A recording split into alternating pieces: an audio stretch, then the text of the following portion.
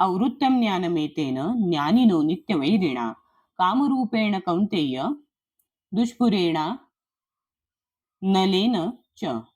39.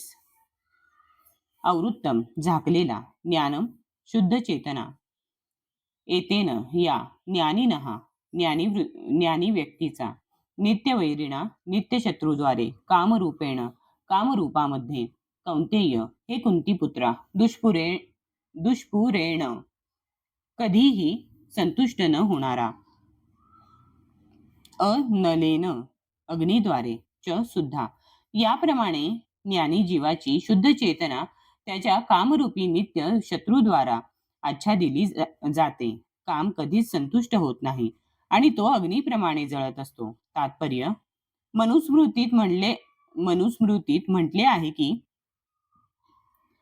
ज्याप्रमाणे इंधनाच्या निरंतर पुरवठ्याने अग्नी विझला जात नाही, त्याचप्रमाणे अमर्यादित इंद्रिय तृप्ती केली तरी काम तृप्त होऊ शकत नाही. भौतिक जगतामध्ये सर्व क्रियांचा केंद्रबिंदू मैथुन हाच आहे आणि म्हणून भौतिक जगताला मैथुन्य आगार किंवा संभोग जीवनाची बेडी असे म्हटले जाते.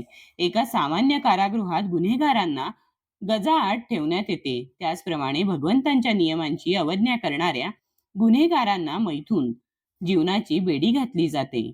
इंद्रिय तृप्तीवर आधारित भौतिक संस्कृतीची प्रगती ही जीवात्म्याच्या भौतिक अस्तित्वाची कालमर्यादा वाढविण्यास कारणीभूत ठरते. म्हणून हा काम म्हणजे अज्ञानाचे प्रतीक आहे आणि या कामामुळेच जीवाला भौतिक जगतात राहणे भाग पडते. जेव्हा मनुष्य इंद्रिय तृप्तीचा भोग घेतो तेव्हा त्याला थोड्याफार सुखाची अनुभूती होत असेल, पण तथाकथित सुखाचा तो अनुभव हा इंद्रिय भोग करणाऱ्याचा परमशत्रू आहे.